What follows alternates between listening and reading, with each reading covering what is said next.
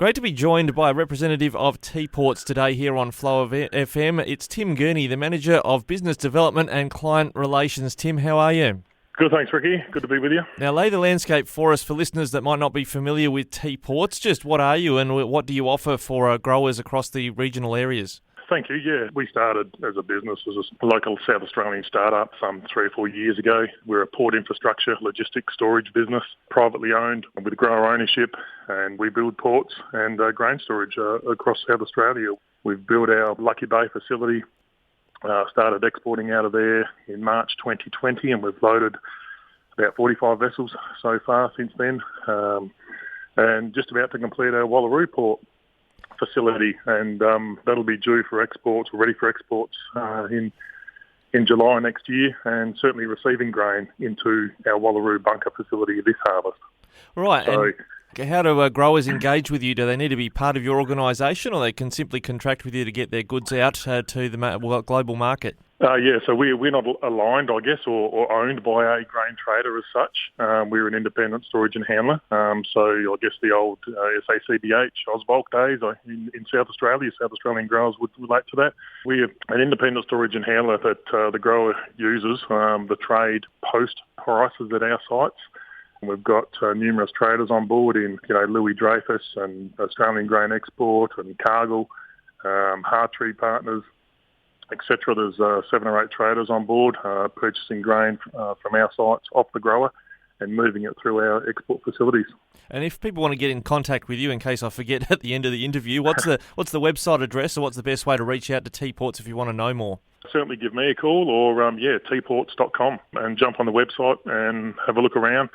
Look at our facilities and give us a buzz. And we'd certainly welcome anyone who'd like to do business with Teaports. We've obviously started off with grain in South Australia, but at the end of the day, we're a port infrastructure business. That's what we do. And if it needs, involvement with other commodities around Australia or the globe, for that matter, we'd be happy to talk.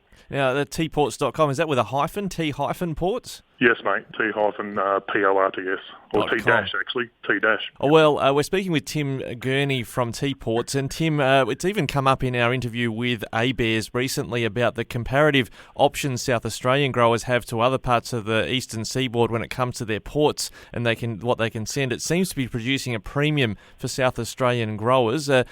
Competition's a healthy thing, I imagine? Yeah, well, that's the result of exactly what we do, Ricky. We build these infrastructure projects, ports, that allows new traders to come on board. It opens up extra export capacity. The traders jump on board, and away we go. And because there's more traders on board fighting for that export capacity and getting their grain out genuinely before, the end of June, before the Northern Hemisphere crop comes online, they, are attractive in their pricing. So, for us, it's very much, we're the catalyst for the infrastructure, but the traders are the catalyst for the pricing. We build low capital ports, low capex, and keep our FOB costs down, very competitive. So that aligns us with the trade, and also that price that the trade offer the growers at the price board at the harvest time. Tim, I hear that you might even be getting some freight coming in from outside of South Australia into some of your ports. Is that what's going on? Not as yet, mate, but certainly, we've had numerous inquiries about grain coming across from, the eastern states across to our Wallaroo port facility, and that'll be, due for completion, the export side of it, the transshipping loading facility in June, July next year. So we'd foresee that would be certainly part of the catchment zone, yeah. And Tim, when it comes to this current harvest that's underway, South Australia, comparative to the eastern states, is a bit drier. The harvest has been able to get going. What are you seeing coming through at the moment? Harvest has formally, I guess, kicked off, Ricky, in the last couple of days here on the Eyre Peninsula.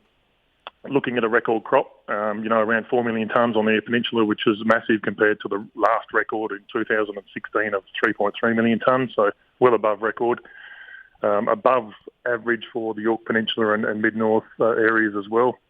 But yeah, certainly seeing a fair bit of barley and just seeing some dribs and drabs of wheat coming in now. So it's good to see the harvest kicking off into gear, and let's hope, fingers crossed, for a dry spell in the next 6 or 8 weeks and get the record crop in the bin. Yes, I think there'll be some looking on with envy from the eastern side of our broadcast areas that the South Australian growers are getting the products out through the port, but while it's dry, well, some of their crops are underwater, which is a terrible situation for some. Yeah, it is. It is an unfortunate circumstances, and our thoughts go out with those guys. I've had numerous carriers from the East Coast give us a call looking for work, and we've certainly got plenty of work if carriers are looking for work to keep their wheels moving over harvest on the Eyre Peninsula. So those that want to get in touch, the best way to get all the contact details, t-ports.com. I've got that right? Yep, and you'll see my name and number on the website, mate. Tim Gurney, thank you very much for joining us from T-Ports today. A new option emerging and growing in South Australia for getting your goods to the global market. Thanks for joining us today on Flow. Thanks, Ricky.